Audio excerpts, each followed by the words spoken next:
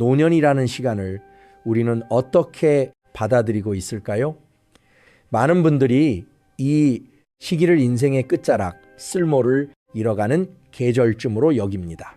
교회 안에서조차 나이 든 성도들은 스스로를 뒷전으로 물러나야 할 사람으로 생각하고 맙니다. 젊은 성도들이 찬양대에서 노래할 때, 청년들이 선교 여행을 떠날 때, 장년들이 각종 봉사를 감당할 때 노년의 성도들은 자신은 이제 할 수 있는 일이 없다고 느낍니다. 그런데 성경은 정말 그렇게 말하고 있을까요? 하나님께서는 노년에 신자들에게 무엇을 기대하고 계실까요? 오늘 우리는 이 질문 앞에 조용히 서 보려 합니다. 시편 기자는 의인은 종려누처럼 번성하며 레바논의 백향목같이 자한다고 노래했습니다. 그리고 그들은 늙어도 여전히 결실하며 진액이 풍족하고 빛이 청하다고 말합니다. 이 구절을 읽을 때마다 저는 생각하게 됩니다. 하나님은 노년을 결코 시들어가는 계절로 보지 않으신다는 것을요. 오히려 그분은 그 시기를 열매 맺는 때, 영혼이 무르는 때로 보고 계십니다. 세상은 노년을 쇠퇴의 시기로 정의하지만 하나님의 왕국에서는 전혀 다른 법칙이 적용됩니다. 형제 자매 여러분, 우리는 나이가 들면서 무언가를 잃어간다고 느낍니다. 체력도, 기억력도, 사회적 역할도 줄어듭니다. 거울을 볼 때마다 주름이 늘어나고 계단을 오를 때마다 숨이 차며 이름을 기억하는데 시간이 걸립니다. 이 모든 것이 우리에게 상실감을 안겨줍니다. 그런데 성경은 그 반대 방향을 가리킵니다. 고린도 후서에서 바울은 겉사람은 낡아지지만 속사람은 날마다 새로워진다고 말했습니다. 육체는 약해져도 영은 강해질 수 있다는 뜻입니다. 이것은 위로가 아니라 사실입니다.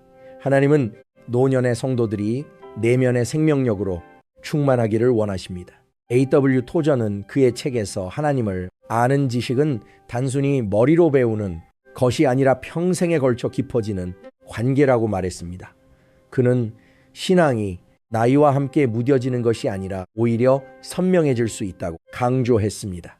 젊을 때는 열정으로 하나님을 찾지만 나이 들면 고요함 속에서 그분을 더 깊이 알게 된다는 것입니다. 이 말은 제게 큰 깨달음을 주었습니다. 노년은 신앙의 쇠퇴기가 아니라 성숙기라는 사실 말입니다. 젊은 시절의 뜨거운 열심도 아름답지만 노년의 깊은 신뢰는 그보다 더 견고합니다. 그렇다면 하나님은 노년의 신자들에게 구체적으로 무엇을 하라고 말씀하셨을까요? 성경은 여러 곳에서 이에 대한 답을 제시합니다. 먼저 하나님은 그들이 기억하는 사람이 되기를 원하십니다. 전도서는 청년의 때의 창조주를 기억하라고 말하지만 이 명령은 노년에도 여전히 유효합니다. 오히려 나이가 들수록 기억은 더 중요해집니다. 하나님이 어떤 분이셨는지, 그분이 내 인생에서 무엇을 하셨는지를 기억하는 것말입니다. 기억은 단순한 회상이 아닙니다. 그것은 하나님의 신실하심을 확인하는 영적 행위입니다. 여러분, 기억한다는 것은 단순히 과거를 돌아보는 행위가 아닙니다. 그것은 하나님의 신실하심을 다시 확인하는 영적 행위입니다. 이스라엘 백성은 광야에서 만나를 먹었던 일, 홍해가 갈라졌던 일, 여호수아가 요단강을 건넜던 일을 끊임없이 기억하라는 명령을 받았습니다. 왜냐하면 기억이 믿음을 지탱하기 때문입니다. 노년의 성도는 자신의 삶 속에서 하나님이 어떻게 역사하셨는지를 기억함으로써 현재의 불안을 이겨낼 수 있습니다. 젊은 시절 기도했던 일들, 응답받았던 순간들, 고난 속에서도 지켜주셨던 하나님의 손길을 기억하는 것은 오늘의 믿음을 강하게 만듭니다. 시편 기자는 주께서 진실하게 부르는 모든 자에게 가까이 하신다고 고백했습니다. 이 가까움은 힘이나 능력으로 얻는 것이 아니라 진실함으로 얻는 것입니다. 노년의 성도는 더 이상 무언가를 증명할 필요가 없습니다. 그저 진실하게 하나님을 부르면 됩니다. 그분은 그들에게 가까이 계십니다. 젊을 때는 하나님께 많은 것을 보여드리려 했지만 나이 들면 그저 그분 앞에 있는 것만으로도 충분하다는 것을 알게 됩니다. 도전은 하나님과의 교제는 형식이 아니라 내면의 태도에서 비롯된다고 강조했습니다. 그는 기도가 길어야 한다거나 복잡해야 한다고 말하지 않았습니다. 오히려 마음이 하나님을 향해 열려 있는 것이 중요하다고 했습니다. 노년의 기도는 짧아도 괜찮습니다. 느려도 괜찮습니다. 중요한 것은 그 기도가 하나님을 향한 진실한 마음에서 나오는가입니다. 하루 종일 하나님을 의식하며 사는 것, 그것이 진정한 기도의 삶입니다. 하나님께서 노년의 신자들에게 바라시는 두 번째, 이런 지혜를 전하는 것입니다. 시편 기자는 한 세대가 다음 세대에게 하나님의 일을 전하고 그분의 능력을 선포하라고 말했습니다. 이것은 명령입니다. 노년의 성도는 단순히 이야기꾼이 아니라 지혜의 전달자입니다. 그들이 가진 것은 책에서 배운 지식이 아니라 삶에서 얻은 깨달음입니다. 시험을 통과하며 배운 인내, 실패를 겪으며 얻은 겸손, 고난을 견디며 발견한 하나님의 선하심이 모든 것이 지혜입니다. 잠언은 여호와를 경외하는 것이 지혜의 근본이라고 말합니다. 노년의 성도들은 평생 하나님을 경외하며 살아온 사람들입니다. 그들은 고난 속에서도 하나님을 신뢰하는 법을 배웠고 실패 속에서도 회개하고 일어서는 법을 배웠습니다. 이런 지혜는 젊은 세대에게 꼭 필요한 것입니다. 그런데 문제는 많은 노년 성도들이 자신의 지혜를 과소평가한다는 것입니다. 자신에게는 전할 만한 것이 없다고 생각합니다. 자신은 신학의 아이에리부, 자신은 신학을 전문적으로 공부하지 않았고 목회자도 아니며 특별한 경험도 없다고 여깁니다. 저는 이것이 사탄의 거짓말이라고 생각합니다. 하나님은 노년의 성들이 침묵하기를 않으십니다. 그분은 그들이 입을 열어 다음 세대를 격려하고 가르치기를 원하십니다. 물론 이것이 거창한 설교를 하라는 뜻은 아닙니다. 조용한 대화 속에서 기도 중에 작은 조언 속에서 지혜는 전달됩니다. 노년의 성도가 젊은 성도 곁에 앉아 함께 기도하는 것만으로도 큰 가르침이 됩니다. 그들의 평온한 모습, 조급하지 않은 태도, 상황에 휘둘리지 않는 믿음 자체가 말보다 강력한 메시지입니다. 토저는 진정한 가르침은 말이 아니라 삶에서 나온다고 했습니다. 그는 신앙의 위대함은 말에 많고 적음이 아니라 하나님과의 깊이에 있다고 강조했습니다. 노년의 성도는 자신의 삶 자체로 가르칩니다. 그들의 인내, 온유함, 평안함은 말보다 더 강력한 메시지입니다. 젊은 성도들은 노년 성도들의 입에서 나오는 말보다 그들의 눈빛에서, 손길에서, 침묵에서 더 많은 것을 배웁니다. 하나님께서 노년의 신자들에게 요구하시는 세 번째, 일은 끝까지 신실하게 달려가는 것입니다. 바울은 디모데 후서에서 선한 싸움을 싸우고 달려갈 길을 마치며 믿음을 지켰다고 고백했습니다. 이것은 승리의 선언이 아니라 충성의 고백입니다. 바울은 완벽했기 때문에 이렇게 말한 것이 아닙니다. 그는 끝까지 하나님을 붙들었기 때문에 이렇게 말할 수 있었습니다. 그에게도 실수가 있었고 후회가 있었으며 연약함이 있었습니다. 그러나 그는 포기하지 않았습니다. 여러분, 신실함이란 무엇일까요? 그것은 변함없이 하나님께 마음을 두는 것입니다.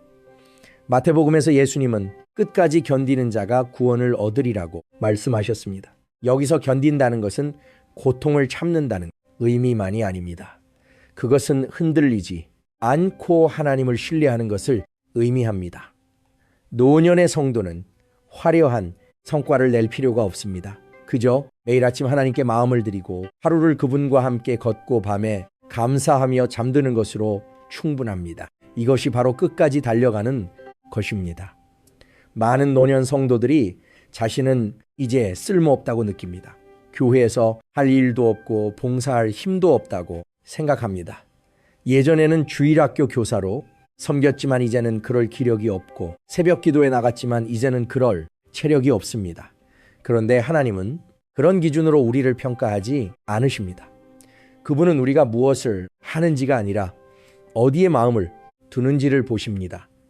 노년의 성도가 침대에 누워 기도하는 것은 젊은 성도가 무대에서 찬양하는 것만큼 귀합니다. 도전은 하나님께 드리는 예배는 외적인 활동이 아니라 내면의 헌신이라고 말했습니다. 그는 진정한 섬김은 보이는 것에 있지 않고 보이지 않는 곳에서 하나님을 사랑하였다고 강조했습니다. 이 말은 노년의 성도들에게 큰 위로가 됩니다. 그들은 여전히 하나님을 섬기고 있습니다. 조용히 그러나 깊이 말입니다. 그들의 기도는 하늘에 상달되고 그들의 신뢰는 하나님을 기쁘시게 하며 그들의 존재는 교회의 축복이 됩니다. 하나님께서 노년에 신자들에게 명하신 네 번째 일은 두려움을 내려놓고 그분의 약속 안에서 쉬는 것입니다. 나이가 들면 두려움도 함께 잡니다. 건강에 대한 두려움, 의존해야 한다는 두려움, 외로움에 대한 두려움, 그리고 죽음에 대한 두려움까지 성경은 이 두려움들을 외면하지 않습니다. 오히려 정면으로 다룹니다. 하나님은 이 두려움이 진짜라는 것을 아십니다. 그리고 그 한가운데로 들어오셔서 우리를 아십니다. 이사야서에서 하나님은 이렇게 말씀하십니다. 너희가 늙어도 내가 그러하겠고 발이 되어도 내가 너희를 품리라 가지니 업가고 부활이라이. 약속은들을 향한 말씀입니다. 그들을 버리지 않으십니다. 힘이 약해질 때 그분은 더 가까이 오십니다. 짐을 지지 못할 때 그분이 직접 지십니다. 이것은 빈말이 아닙니다. 하나님의 성품에 근거한 약속입니다. 시편 기자는 내 짐을 여호와께 맡기라. 그가 너를 붙드시리라고 노래했습니다. 짐을 맡긴다는 것은 통제를 포기하는 것입니다. 노년의 성도는 더 이상 모든 것을 스스로 감당할 수 없습니다. 그리고 그것은 잘못된 일이 아닙니다. 오히려 그것은 하나님께 더 깊이 의지할 기회입니다. 두려움은 우리가 통제하려 할 때 커지지만 하나님께 맞대자 가집니다. 내가 모든 것을 책임져야 한다는 생각에서 벗어날 때 진정한 평안이 찾아온 저는 이 진리를 묵상하면서 깨달았습니다. 두려움을 내려놓는다는 것은 무관심해지는 것이 아니라 하나님을 더 신뢰하는 것이라는 사실이에요. 노년의 성도가 평안해 보이는 이유는 그들이 아무 걱정이 없어서가 아닙니다. 그들은 하나님이 신실하시다는 것을 오랜 세월 동안 확인했기 때문입니다. 그들은 하나님이 과거에 지켜주셨다면 미래에도 지켜주실 것이라는 확신을 가지고 있습니다. 호저는 하나님을 아는 지식이 깊어질수록 두려움은 줄어든다고 했습니다. 그는 하나님의 성품을 묵상하는 것이 불안을 이기는 가장 강력한 방법이라고 강조했습니다. 노년의 성도는 하나님이 선하시고 전능하시며 자비로우시다는 것을 압니다. 이 지식은 머리에만 있는 것이 아니라 가슴에 새겨진 것입니다. 그들은 하나님의 신실하심을 경험으로 알고 있습니다. 하나님께서 노년에 신자들에게 주신 다섯 번째 지침은 온유하고 감사하는 영을 가꾸라는 것입니다. 갈라디아서 바울은 성령의 열매를 나열하며 사랑, 희락, 화평, 오래 참음, 자비, 양선, 충성, 온유, 절제를 말했습니다. 이 열매들은 시간이 지나면서 익어갑니다. 노년의 성도는 평생의 경험을 통해 이 열매들을 맺을 수 있는 위치에 있습니다. 젊을 때는 급하고 날카로웠지만 나이 들면서 부드럽고 온화해집니다. 온유함은 약함이 아닙니다. 그것은 힘을 절제하는 능력입니다. 노년의 성도는 말을 아낍니다. 화를 억누릅니다. 판단을 보려합니다. 그들은 삶이 복잡하고 사람들이 불완전하다는 것을 알기 때문입니다. 이런 온유함은 주변 사람들에게 큰 위로가 됩니다. 날카로운 말보다 부드러운 침묵이 더 강력할 때가 많습니다. 노년의 성도가 조용히 미소 짓는 것만으로도 긴장된 분위기가 누그러집니다. 감사는 모든 것이 완벽할 때 하는 것이 아닙니다. 데살로니가 전서에서 바울은 범사에 감사하라고 말했습니다. 이것은 모든 일이 좋다는 뜻이 아니라 모든 상황 속에서도 하나님을 신뢰할 수 있다는 뜻입니다. 노년의 성도는 고난도 겪었고 상실도 경험했습니다. 그럼에도 감사할 수 있다면 그것은 진짜 믿음입니다. 그들은 하나님이 모든 것을 합력하여 선을 이루신다는 것을 압니다. 도전은 감사는 은혜를 인식하는 능력에서 나온다고 말했습니다. 그는 하나님께서 주신 것을 당연하게 여기지 않고 선물로 받아들일 때 감사가 자연스럽게 흘러나온다고 했습니다. 노년의 성도는 하루하루가 선물임을 압니다. 건강도 가족도 심통조차도 하나님의 손길 안에 있다는 것을 압니다. 그들은 더 이상 많은 것을 요구하지 않습니다.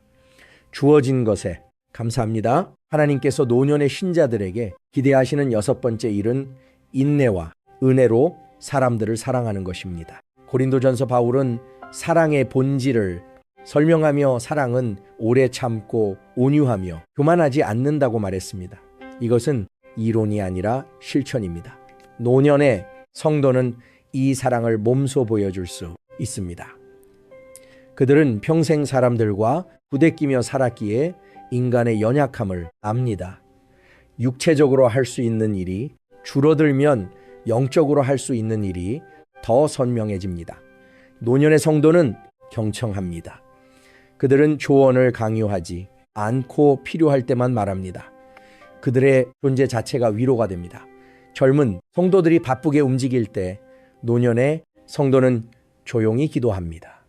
이것은 한 역할이 아니라 필수적인 역할입니다. 교회는 활동하는 사람도 필요하지만 기도하는 사람도 필요합니다. 에베소서에서 바울은 서로 용서하되 하나님이 그리스도 안에서 우리를 용서하신 것 같이 하라고 말했습니다. 노년의 성도는 용서의 힘을 압니다. 원망을 품고 사는 것이 얼마나 무거운지, 용서가 얼마나 자유를 주는지 그들은 압니다. 그래서 그들은 쉽게 용서합니다. 과거의 상처를 계속 들춰내지 않습니다. 이것은 나약함이 아니라 성숙함입니다. 용서는 상대방을 위한 것이기도 하지만 자기 자신을 위한 것이기도 합니다. 여러분, 사랑은 나이가 들수록 더 깊어질 수 있습니다. 젊을 때는 열정적으로 사랑하지만 나이 들면 지혜롭게 사랑합니다. 노년의 성도는 상대방의 약점을 보면서도 그것을 정죄하지 않습니다. 그들 자신도 약했던 적이 있기 때문입니다. 이런 사랑은 교회를 하나로 묶는 입니다. 노년의 성도가 젊은 성도를 바라보는 눈빛에는 판단이 아니라 이해가 담겨 있습니다. 토저는 진정한 사랑은 자기를 비우는 데서 시작된다고 했습니다. 그는 우리가 하나님의 사랑을 깊이 경험할수록 다른 사람을 사랑하는 능력도 커진다고 강조했습니다. 노년의 성도는 하나님의 사랑을 오래 경험한 사람들입니다. 그러므로 그들은 남을 사랑하 능숙합니다. 그들의 사랑은 조건부가 아니라 무조건적이며 계산적이 아니라 순수합니다. 하나님께서 노년에 신자들에게 주신 마지막 명령은 소망을 과거가 아닌 영혼에 두라는 것입니다. 빌립보서 바울은 우리의 시민권은 하늘에 있다고 말했습니다. 이 말씀은 노년의 성도들에게 특별한 의미를 갖습니다. 그들은 이 땅에서의 시간이 얼마 남지 않았음을 압니다. 그리고 그것은 슬픈 길이 아니라 소망의 이유입니다. 그들은 고향에 가까워지고 있습니다. 로마서에서 바울은 현재의 고향은 장차 나타날 영광과 비교할 수 없다고 말했습니다. 노년의 성도는 이 진리를 더 깊이 이해합니다. 그들은 이 세상의 것들이 얼마나 덧없는지 보았습니다. 건강도, 부도, 명예도 결국 사라집니다. 그러나 하나님과의 관계는 영원합니다. 이 땅에서 쌓은 것은 다 남겨두고 가지만 하나님 안에서 쌓은 것은 가지고 갑니다. 저는 이것을 묵상하면서 깨달았습니다. 영혼에 소망을 둔다는 것은 현재를 무시하는 것이 아니라 현재를 올바른 관점에서 보는 것이라는 사실이요. 노년의 성도는 오늘을 살지만 영혼을 바라봅니다. 그들은 과거의 실수를 후회하며 살지 않고 미래의 불확실함을 두려워하지도 않습니다. 그들의 눈은 하나님께 고정되어 있습니다. 이 세상은 잠시 머무는 곳이고 저 하늘나라가 진짜 집이라는 것을 그들은 압니다. 편기자는 여호와는 나의 목자시니 내게 부족함이 없다고 노래하며 내가 사망의 음침한 골짜기로 다닐지라도 해를 두려워하지 않을 것은 주께서 나와 함께 하심이라고 고백했습니다. 이 고백은 노년의 성도들에게 특별히 힘을 줍니다. 죽음이 가까워질수록 하나님도 더 가까이 계십니다. 죽음의 골짜기를 지날 때 혼자가 아닙니다. 선한 목자께서 함께 걸으십니다가 하나님을 마나하는지가 우리가 죽음을 얼마나 두려워하는지를 결정한다고 말했습니다. 그는 하나님이 선하시고 신실하시다는 것을 확신하는 사람은 죽음 앞에서도 평안할 수 있다고 강조했습니다. 노년의 성도는 평생 하나님을 경험했기에 죽음을 끝이 아닌 시작으로 볼 수 있습니다. 죽음은 문을 닫는 것이 아니라 문을 여는 것입니다. 이 땅의 장막을 벗고 영원한 집으로 들어가는 것입니다. 형제자매, 여러분, 우리는 오늘 하나님께서 노년의 신자들에게 무엇을 하라고 하셨는지 살펴보았습니다. 그분은 그들에게 깊이 기억하고 지혜를 전하고 끝까지 신실하며 두려움을 내려놓고 온유하고 감사하며 인내로 사랑하고 영원의 소망을 두라고 말씀하셨습니다. 이것은 부담이 아니라 초대입니다. 하나님은 노년의 성도들이 쓸없다고 생각하지 않으십니다. 오히려 그분은 그들을 귀하게 여기십니다. 노년은 신앙의 끝이 아니라 익어가는 시간입니다. 젊을 때는 열심으로 달렸다면 나이 들어서는 깊이로 걷습니다. 젊을 때는 많은 것을 배웠다면 나이 들어서는 본질만 남깁니다. 이 계절은 하나님께서 특별히 설계하신 시간입니다. 성경은 노년을 기다리는 시간이 아니라 열매 맺는 시간으로 봅니다. 포도나무의 가지가 오래될수록 더 깊은 맛의 포도를 맺듯이 신앙도 세월이 지날수록 더 깊어집니다. 토저는 그의 책에서 하나님과의 관계는 시간이 지날수록 단순해지지만 깊어진다고 말했습니다. 복잡한 신학보다 순수한 신뢰가 중요해진다는 것입니다. 노년에 성도는 이 단순함 속에 살 수 있는 특권을 가졌습니다. 그들은 더 이상 증명할 것이 없습니다. 그저 하나님과 함께 있으면 됩니다. 이것이 가장 본질적인 신앙의 모습입니다. 여러분, 만약 여러분이 노년의 신자라면 오늘 이 말씀을 기억하십시오. 하나님은 여러분을 귀하게 여기십니다. 여러분의 기도는 여전히 힘이 있습니다. 여러분의 존재는 여전히 의미가 있습니다. 여러분이 할 수 있는 일이 줄어들었다고 해서 여러분의 가치가 줄어든 것은 아닙니다. 하나님은 여러분을 통해 전히 일하십니다. 여러분의 평안한 모습이 다른 이들에게 간증이 되고 여러분의 기도가 교회를 지탱하며 여러분의 온유함이 분열을 막습니다. 만약 여러분이 젊은 신자라면 여러분 곁에 노년 신자들을 주목하십시오. 그들은 단순히 도움이 필요한 사람들이 아닙니다. 그들은 하나님께서 세우신 교사들입니다. 그들의 기도를 부탁하십시오. 그들의 이야기를 들으십시오. 그들의 온유함을 배우십시오. 하나님은 그들을 통해 여러분에게 말씀하고 계십니다. 그들 곁에 앉아 시간을 보내는 것만으로도 여러분은 많은 것을 배울 수 있습니다. 마지막으로 우리 모두는 이 진리를 붙들어야 합니다. 나이는 숫자가 아니라 은혜의 표시입니다. 하나님께서 우리에게 주신 시간 하나하나는 선물입니다. 그 시간을 어떻게 사용하는지가 중요합니다. 5년의 계절을 맞이한 성도들은 그 시간을 하나님께 드리며 그분 안에서 평안히 쉬고 다음 세대를 축복하며 영혼을 준비할 수 있습니다. 하나님은 노년의 신자들이 조용히 사라지기를 원하지 않으십니다.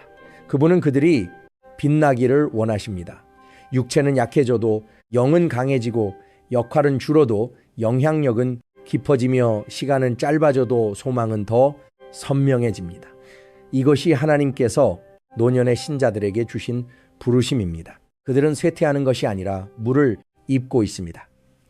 오늘 이 말씀이 여러분의 마음에 닿았다면 댓글에 여러분의 고백을 남겨주십시오. 주님 안에서 끝까지 충성하겠습니다. 이 한 문장으로도 충분합니다. 그리고 이 영상이 유익했다면 좋아요를 눌러 주시고 말씀의 서재 채널을 구독해 주십시오. 알림 설정까지 해두시면 새로운 말씀을 놓치지 않고 받아보실 이룰 수 있습니다. 주변에 이 말씀이 필요한 분들이 계시다면 공유도 부탁드립니다. 하나님께서 노년의 신자들에게 하신 일은 거창한 것이 아닙니다. 그것은 단순하지만 깊고 조용하지만 강력하며 보이지 않지만 영원한 것입니다. 우리 모두 이 부르심 앞에 겸손히 서서 하나님께서 허락하신 시간을 지혜롭게 사용하기를 바랍니다. 억든 우리는 모두 하나님 앞에서 귀한 존재입니다.